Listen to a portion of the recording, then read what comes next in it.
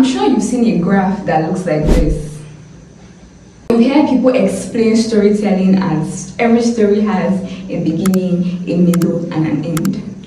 Please, what in life does not have a beginning, a middle, and an end? That literally is an explanation. That does not help me. That does not tell you exactly how to structure your stories for full emotional impact. But in this video, I'm going to teach you exactly how. Don't worry, I don't gatekeep, and don't worry, I was also a frustrated person trying to craft good and reasonable stories for my content, but none of the advice I saw that creators give was actually helpful.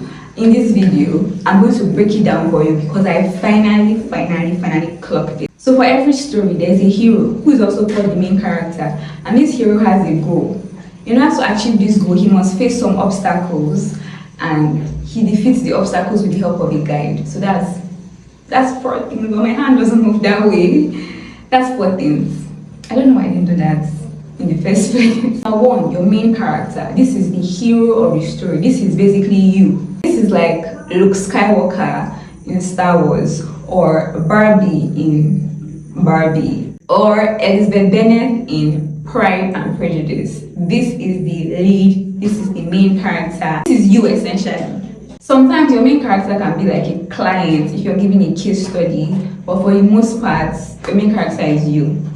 You are the main character and you would have a goal. That brings us to number 2, the goal. The goal is the thing that the main character wants to achieve. So for instance, me, I'm trying to grow my subscribers from 0 literally to 10k. Or if you're trying to lose weight, like you weigh 100 kg and you're trying to get to 65 kg.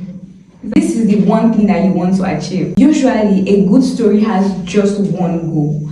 Like, I know it may be tempting to want to have like 2 or 3 supporting goals, but no. You have one goal. Just one. Trust me on this one. Good to have 2 goals, but that's only when you have one goal and then you get to that goal and then you realize that, oh, this is actually not your real goal. You have a bigger goal. So that's very complicated for a beginner. So just focus on having one goal. In every story, there's one goal.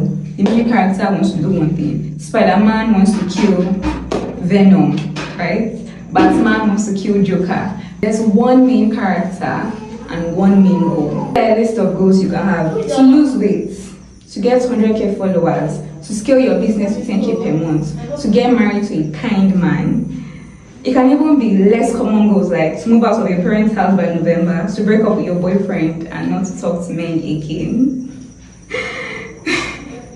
to make your cat take a loo by itself without your help.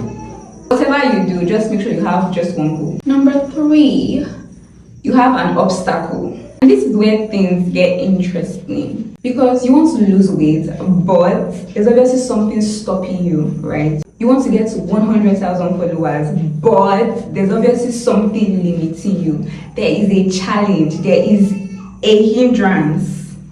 Maybe it's the fact that you have never lifted weight in your life. Maybe it's the fact that you cannot stand healthy food, like you throw up at the sight of a broccoli or a spinach. Or maybe it's the fact that you're always stressed. Usually, the harder and more emotional the challenge is, the better the story.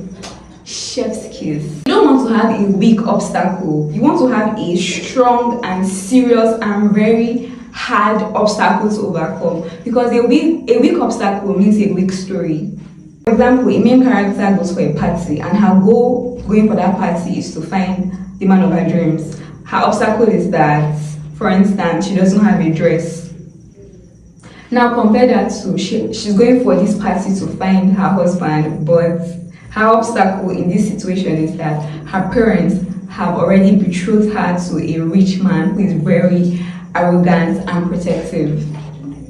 Like, which one makes for a better story?